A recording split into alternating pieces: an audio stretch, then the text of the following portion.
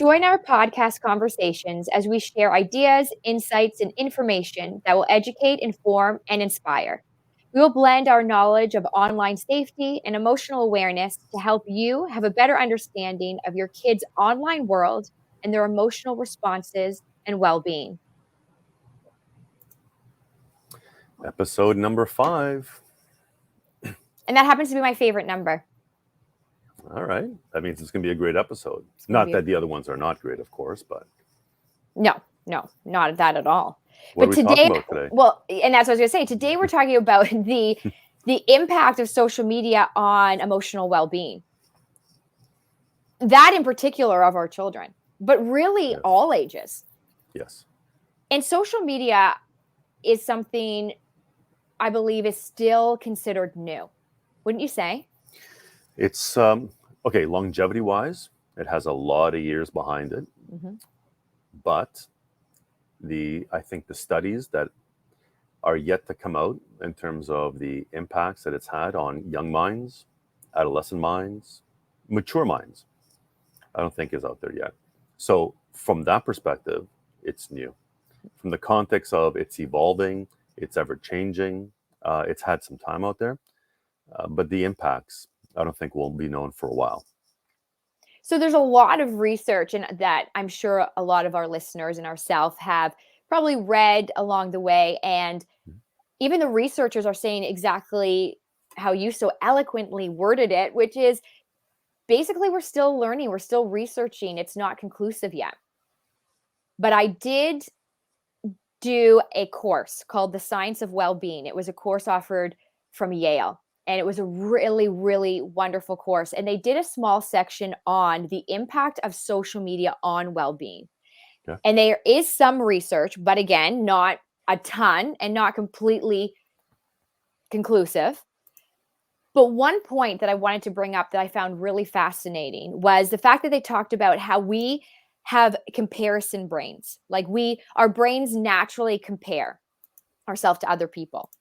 And it can be very easy to compare ourselves to others and sometimes feel like we fall flat. And so if you think about that for an adolescent that's not aware that they're even comparing themselves and then not feeling not good enough. They also went on to say that oftentimes we'll compare ourselves to someone that isn't even in the same category. For example, a child or a preteen or a teen, well, hopefully not a child, but a preteen or a teen looking at, say, the Kardashians and comparing themselves. And then feeling like, oh, well, I don't have that. And oh gosh, I guess I need that. And okay, I'm not good enough. So if you think about the impact that could even have on a developing brain, and then the impact it can have on their emotions and then their overall confidence and well-being. Because we as adults, if we're aware that we quickly go into comparing ourselves to others, we could be conscious of it and say, oh, there I go again, Sarah. Look at me. I'm comparing myself to the Kardashians. What am I doing right now? Right? Like we could actually, and then take a step back and, whoa, okay, let me regroup. Whereas a child, adolescent's not even going to necessarily be mindfully aware that that's even happening. So I found that to be an interesting piece of research. And I read a ton of research. There's one thing that I have some issues with what I read out there. Mm-hmm. And that research is absolutely interesting. Mm-hmm. Here's what I have issues with. I speak to a lot of social workers, mm-hmm. counselors, therapists. I'll even throw in massage therapists. And they all have one thing in common. They deal with kids. And when I listen to their collective stories of what they're dealing with today, not a study conducted with a group of 1,000 individuals that was almost contained, right? Because data is skewed. And then who reviews that? Well, everyone in that industry is saying, oh, yeah, that's great. Well, hold on a second. there's other data out there. And so I gather real-time information Mm-hmm. from the social worker who's dealing with a kid at a school. And then I read and I calculate all these stories up and think there's one thing in common. All this information will come out later on, but my objective when I speak is to solve problems today and prevent them in the future. And Mm-hmm. if there's one thing that I know absolutely we need to adhere to, based on what you just said, is we cannot allow that young mind to be subjected to content that is going to have such a negative impact on them. Technology is awesome. Mm. Putting a child on a social media platform at a young age, and the age is 13. And by the way, the age of 13 is a North American age. It has to do with COPPA, COPPA, the Children's Online Privacy Protection Act. And every social media platform has adopted. So in fact, in some countries, you need to be 16, 17 to be on Instagram. In North America, it's 13. Is that the right age? We can debate that, but not today. But at the very least, let's respect the rule, Mm-hmm. because an 8-year-old on an Instagram or a TikTok being subjected to what you just defined is Mm-hmm. already having that negative impact. And when I speak to the social worker and the school counselor and the massage therapist, remember, I know when I go for massage, I talk to my therapist, Mm-hmm. and I like picking their brain about what are you seeing, what's going. Then I ask other ones who want to volunteer. They've actually attended my presentations. They tell me what they hear from so I talk, but their clients, kids talk as well, and they hear about how they're comparing and what they Mm-hmm. want and what they Mm-hmm. come in with and what they're wearing. And they'll Mm-hmm. ask them, well, why are you wearing Jordans? Well, it's what everybody has, and that's what I see on Instagram. Wait a minute, those are $250. I mean, my shoes are $40 from Costco. What's going on? How much did you have to work and save to get those shoes so you can be like everybody else? It's impacting them. And the studies are out aren't really reflecting that, because again, they're controlled um, projects, if you will, Mm-hmm. versus get to the people who deal with this on a daily basis, and you'll get different data, which will come out later on because they're Mm-hmm. going to submit all that information. So right now, look, it is an issue. When they're older and their brain is more mature, we can educate to, say, look, guys, do you really need to compare yourself? Do you Mm-hmm. really need a like on that photo? Do you really need 500 followers? Well, Mm-hmm. the more mature brain should say no after education. But the younger brain, without guidance, just wants Mm-hmm. likes, likes, likes, comments, comments, comments, because that's how they feel perhaps naturally fulfilled. And that is Mm. wrong. It's unacceptable. But we've allowed it to happen because we haven't followed the rules. We're letting our kids just have whatever they want. And that's where we need to step up. We have to step up our game as parents, because Mm-hmm. we are doing damage to that young developing mind, as you stated.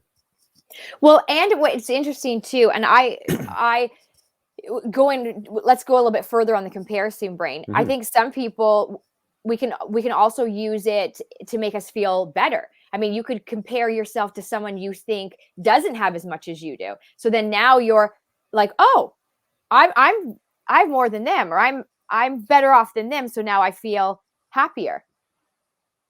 Hey, Sarah, So can I ask you a it's question? Sorry to interrupt. Can I mhm, ask you a question? Is it, do you think it's a discipline to prevent that from happening? And I'm not putting mhm, myself in a pedestal, but I see people that have way more than me. mhm, I see people that have less than me. And I always have two responses. I could care less about the person who has more than me. It does not impact me. mhm, I feel empathy for a person online where I see perhaps they're taking pictures of their real life situation where they're struggling. It doesn't cause me to feel better and say, ah, I got more than you. I actually feel sad, where I feel mhm, like, why and how can I help? But mhm. is that a discipline? How does that character, how can we almost teach that character to an individual so they're not always feeling superior to someone or inferior to somebody else? Mhm. And that comes down to gratitude, comes down to confidence, comes Okay. down to that whole what's a Sheryl Crow song? It's not having what you want, it's wanting what you have. And I think that in our let's start singing. It's not uh, I think that and this is part of the course when I'm talking about the science of well-being is that oftentimes our brain will tell us that when we get something, we're going to be happy. So when I get that like, I'm gonna be happy. No, when I get 100 likes. No, when I get 1,000, or when I get that car, then I'm gonna be happy. And then what happens is, yes, maybe it brings that instant, boost of happiness. Oh, I got 100 likes. Oh, I got that brand new car. But then it starts to fizzle. And now you want a different car. Well, I liked that car, but next year I want a different one. And no, I don't want 100 likes. I want 10,000 likes. And so I think the bar keeps going higher and higher. And what we realize is true happiness is actually internal. So the outside stuff, this is how I compare it. It's like the icing. It's the icing, but it's not the cake. So I feel like the cake is character. It's exactly what you talked about. It's having empathy for people. It's being grateful. It's being respectful. It's being kind. It's knowing who you are as a person, that you belong. You're not trying to fit in, but just that you belong, that you're a whole person. And whether people believe in you or embrace you or not, you are you, and you love you for who you are, and you're perfectly imperfect, and that's what's perfect about you. Right. So to come to that can be a journey that's different for everyone. But I think a lot of times we find that, especially preteens and teens, base their happiness, joy on external. But what you're talking about is you are internally happy.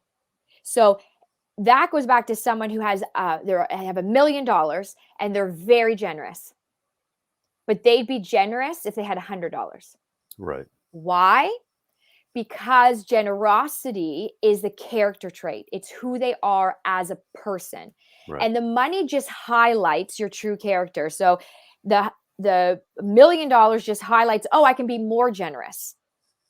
But then let's do the flip coin, which is, I'm not a generous person, but I think if I won the lottery, I would be generous. Then I win the lottery, and what does my brain tell me? Every single place I need that money in my life and why I deserve it.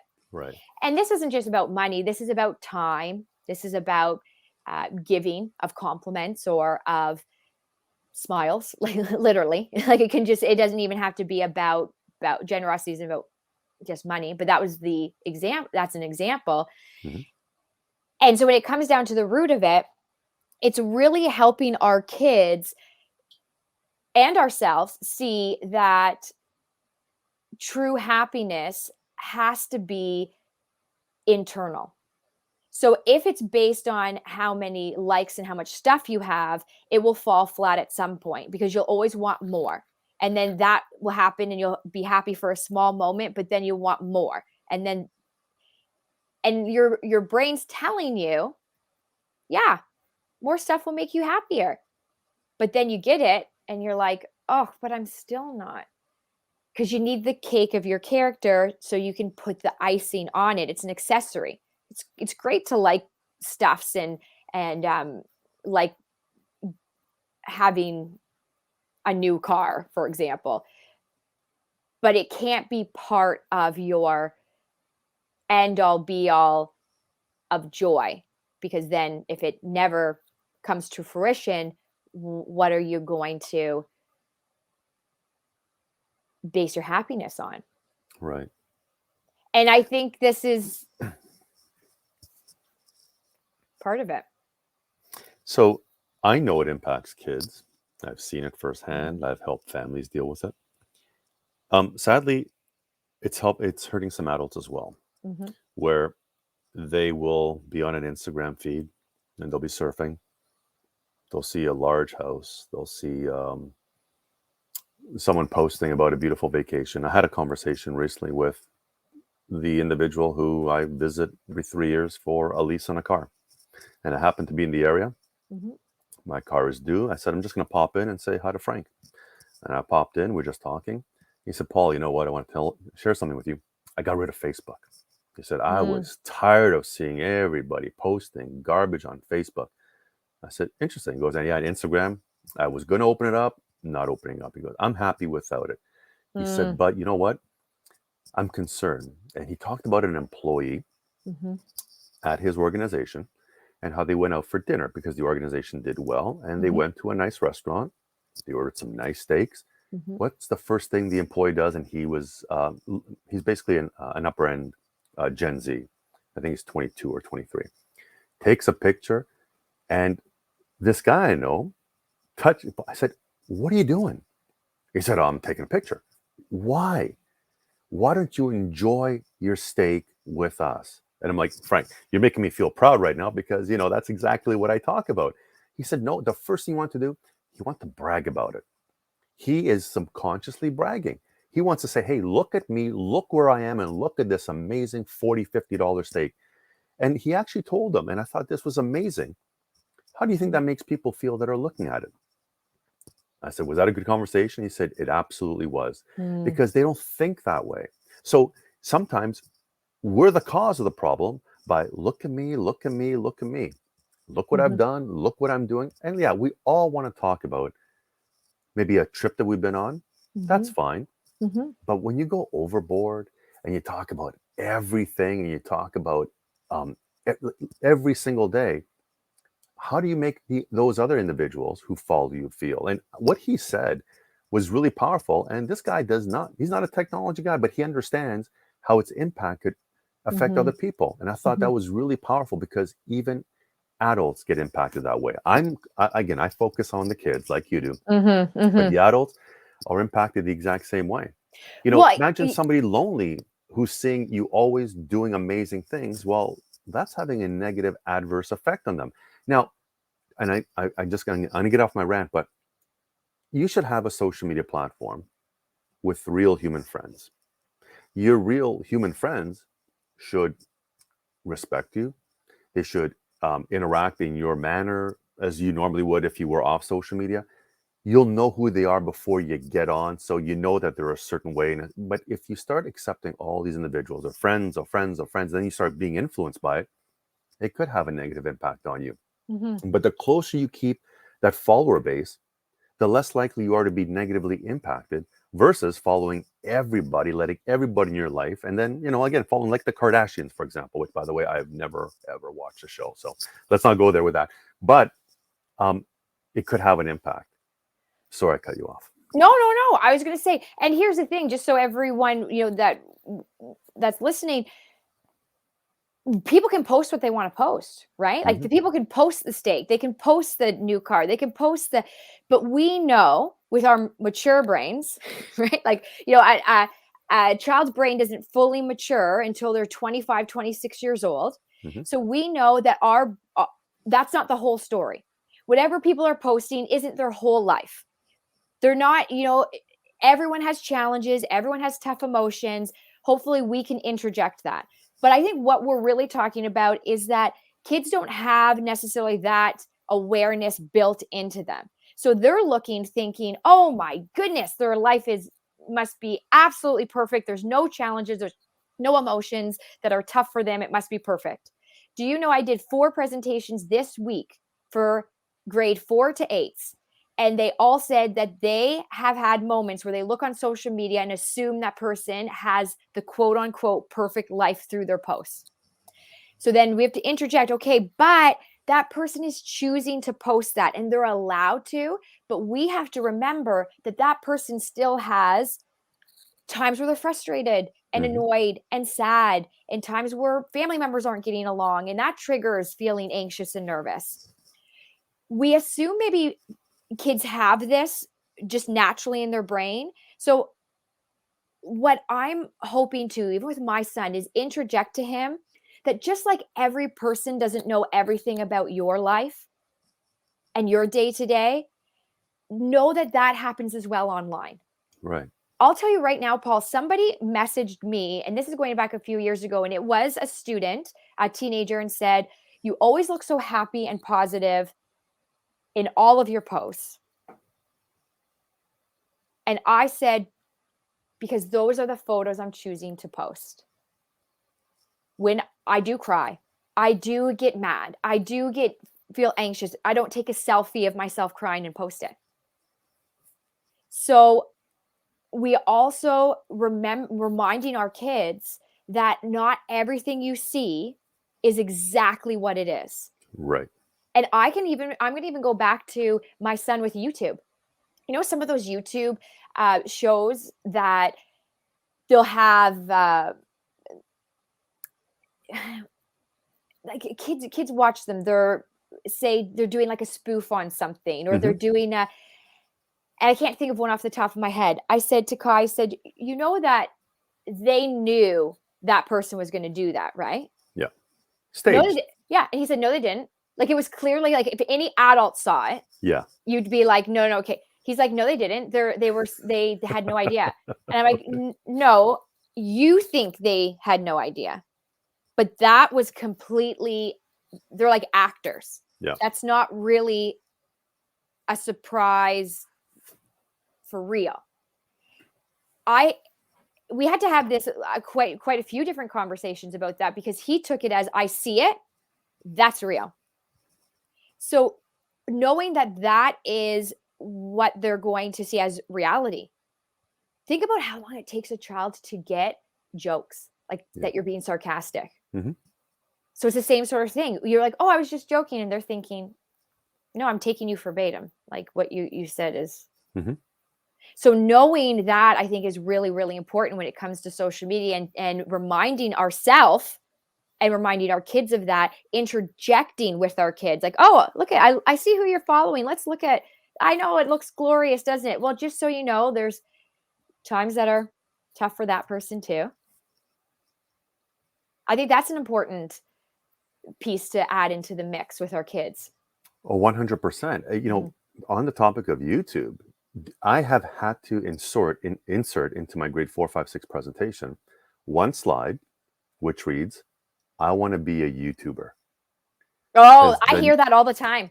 All the time. The number of kids that have said to me when I was in school, oh, sir, I want to be a YouTuber. I heard it today in my presentation. Really? Literally. I want to be a YouTuber. I want to be a gamer, and I want to be a game maker. Those are three of them. I look, I smile, and my stomach is rumbling. So I said to myself, you know what? I need to address this. So there's a slide in my presentation saying, all right, I'm going to give it to you straight. I will never, ever squash your dreams. And I want you to follow them. But there's a strategy. You're going to leave school with an amazing education. On the side, you make videos when you're 13, when you're allowed to, with your parents' permission.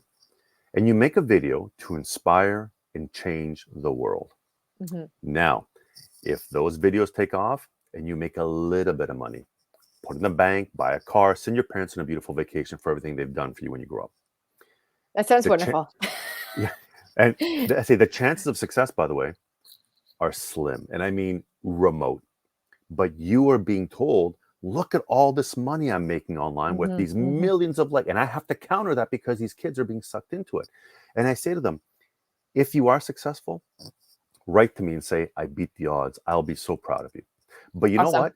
If you don't, and by the way, failure is good, I tell them. If you don't, you really didn't fail. Do you know why? Because you listened to my guidance and you left high school, college, university with that education. So you tried, didn't work out. You now got that education. So don't, I'm not here to squash your dreams. I'm not, but I also want to be real with you. And the reason I had to add that, Sarah, is because they are being led down this path. Again, that brain isn't developed yet, where they see these types of videos and they look at the views, they see the likes, they see the comments, and a lot of them actually brag about, look at how much money we're making. And they're misleading our kids. And so again, at a young age, they can't quite process that. If I'm talking to a 15, 16-year-old, they'll be much more understanding. So I have to get to them at a young age because that's what we're talking about. And by the way, Sarah, feel free to use my information next time a child says, I want to be a YouTuber. Well, and so I when I'm listening to you, the video game, the guy the student that said I want to be a video game maker, that's actually a better version, because you could, that's like coding, and that's that's I'm okay with that. But when you say YouTuber, you're right. And then this is what I think of as an adult, how much time that would take. Imagine videotaping yourself constantly, and then you have to edit it. you have to look at yourself and like, I mean, can you even just imagine on a side note, time, like, oh my gosh, speaking about time. Yeah, and I don't know who has all this. Like you and I chose to go down this path of podcasting without pre-production, post-production, editing, We snipping. don't even edit this. Exactly. You get what you get, and we don't What even. you're hearing right now is unedited. Why? Because Sarah and I don't have time. We're too busy in our schedules to sit down and analyze and edit and snip and copy, paste. Sarah, do you like it? No, I don't like it. Paul, do you like it? No, I don't. No. But kids, adults, that takes a lot of time. Mm-hmm. The whole point is, look, wait until you're the right age. Parents, make sure they're mature enough. Mm-hmm. Conversations, self-confidence, like Sarah said. Mm-hmm. Teach your children, be the cake. Don't look at the icing. I love that See, analogy. oh yeah, now we're gonna start baking. Okay, I want to add something. I want to add something before we wrap up. I want two things. So we're just gonna go. This one's going to be a 30-minute podcast, everyone, but I'll promise you these next 4 minutes are going to be worth your time. I want to talk about two things. So we talked a lot about comparison, part of our brain. I also read something and I found this really fascinating, so I want to share it. They said this research that was done was about that social media can be unpredictable. And usually when something's unpredictable, it can be easy to make that more appealing. So for example, you post something on social media, you don't know how many people are going to like it or comment, and they compared it to a slot machine. So if you play a slot machine and you knew that you're always going to lose, you'd be like, oh, okay, well, forget it. Right. But you don't know. Maybe this time you're going to win. Maybe you're going to lose, but maybe you're going to win. And that's the same with posts. Maybe people are going to really like that one. Yeah. I mean, I've caught myself. I've totally caught myself with that. So that I found was an interesting piece. The other thing I wanted to share quickly was about body language online doesn't exist, right? Like you think about communication, and I'm going to bring this up right from the good old fashioned social internet, which is communication is broken down like this. 7% is the actual spoken word, or in this case, typed word. Okay. 7%. 38% of communication is the tone of voice. So since you don't have that on social media, you got to use a lot of emojis for your tone. Like, like that, right? Right. And then this is the big one. 55% of communication is body language. And that doesn't exist online unless you're doing a video. Right. But think about when we're just using text, which is only 7% out of 100% of actual communication. There is a lot to be left to your own perception. Here's the other thing that's about the brain. We will fill voids more often with a negative than a positive. Right. So your child is more often going to think of something like, oh, I guess they don't like me because they didn't, I don't know how to read that properly. I've attached something that is negative to what was typed, as opposed to, oh, they probably really like me. It was just maybe they just posted that one thing. And right. So that's really the things. We have a comparison brain, which can be used to our benefit sometimes and to our hindrance. It's reminding our kids. And that body language is not happening, and that tone is just, you get to just perceive it. And if you're mainly adding a negative to it, that can impact your self-esteem, can heighten anxiety, even depression. And this is what they're noticing is being heightened in social media when it's being overused without healthy boundaries and without an awareness of actually how your brain works and perceives the information and filters it. We need to do a part 2 on this. I mean, I think we need to continue because I would love to expand, and you know what? Maybe we'll. I will often pause when I'm reading emails from principals or parents where the communication is going to a point where I'm thinking, you know what, time for a phone call. And I say, can we talk about this? And I'll explain why the next time, because it's that voice tone is so important. All right, we got to wrap it up. Okay, so I want you one voice tone for everybody right now. Okay, so this is, I could say to you, I'm going to say the exact same words. I'm going to do 2 different tones. Okay, number 1. I like your hair. Number 2. I like your hair. Number 3. I like your hair. I feel like just my voice got deeper. I like your hair. I like your hair. Okay, so the point being, Paul, I do like your hair. Thank you. But the point being, your tone changes that. One sounds like a compliment, like I like your hair. The other was like, I like your hair. Yeah. And you'd be like, oh my gosh, there's something wrong with my hair. Exact same words. Yep. Different tone. Yep. See, this is, I mean, this is the human brain. This is interpretation. This is what we're all learning as we go, is how, not just how the brain works, but how we work with our own brains, and then how our kids' brains work. So in conclusion, I like your hair. Thank you, Sarah. I like your hair too. See you next time. See you next time. Bye, everyone. Keep Bye, well. everyone. Thank you for joining us.